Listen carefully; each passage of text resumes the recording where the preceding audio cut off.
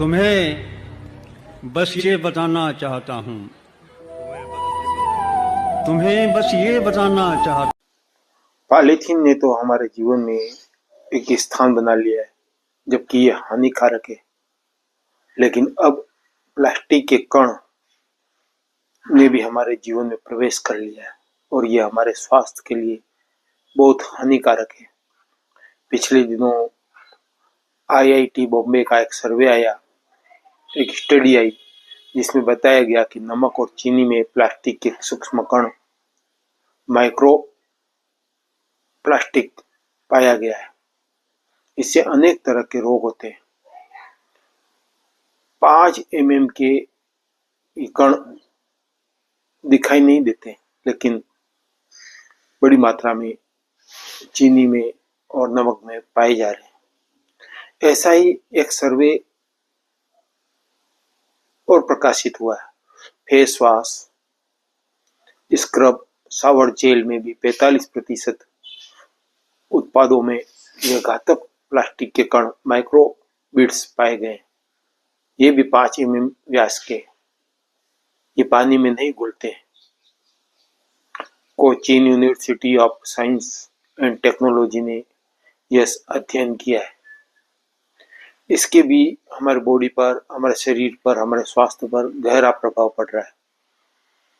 समस्या यह है कि हम इन उत्पादों में, चीनी में, नमक में या face wash, scrub, shower gel में माइक्रोबिट्स होने का पता कैसे लगाएं?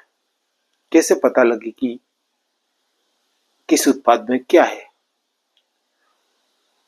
हालात तो ये है कि कुछ दिनों पूर्व यह तक आया था कि नकली चावल भी, प्लास्टिक के चावल भी बाजार में उपलब्ध है। लेकिन इन सब चीजों की जांच की कोई उचित व्यवस्था नहीं है।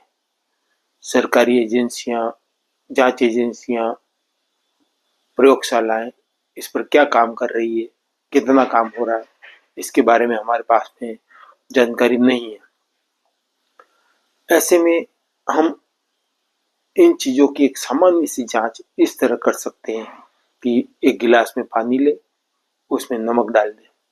अगर नमक घुल गया और पानी सफेद हो गया, उसके बाद में अगर नीचे कुछ कण बैठे हुए, जमे हुए, तो इसका मतलब ये है कि इसके अंदर मिलावट है। हो सकता है ये प्लास्टिक के कण भी हो, लेकिन समस्या ये है कि प्लास्टिक के कण बिल्कुल बारीक बारीक कण ऊपर तैर भी सकते हैं। शक्कर के साथ में भी इसी तरह से जांच की जा सकती है, लेकिन इसमें भी कण तैर सकते हैं। इसलिए हम अंतिम निर्णय तक नहीं पहुंच सकते। हमारे पास में इन मिलावटों से बचने का तरीका सरकार है, और सरकार जांच करके बताए और इस तरह की मिलावट करने वालों के ऊपर कार्रवाई करे, तो ही हमारा स्वास्थ्य सुरक्षित रह सकता है। इसके अलावा हमारे पास में अगर आगे कोई उपाय आएगा तब देखा जा सकता है। नमस्कार।